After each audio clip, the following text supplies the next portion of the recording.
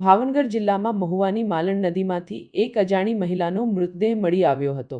મૃતદેહ મળી આવતા પોલીસ કાફલો ઘટના સ્થળે દોડી ગયો હતો।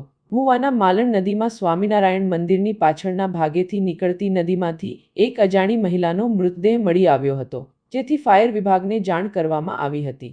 મૃતદેહને બહાર કાઢીને પીએમ અર્થે હોસ્પિટલ ખસેડાઈ હતી। ત્યારબાદ પોલીસે આગળની તપાસ હાથ ધરી છે।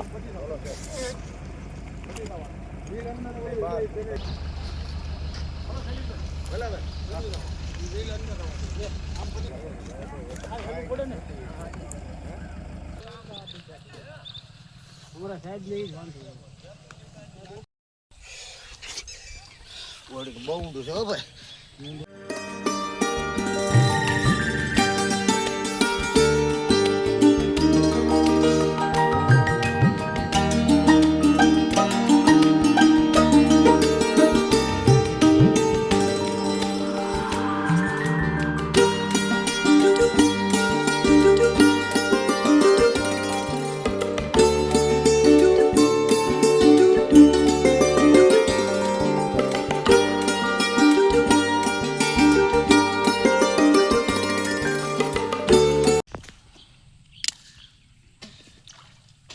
ગોદરું લો ગોદ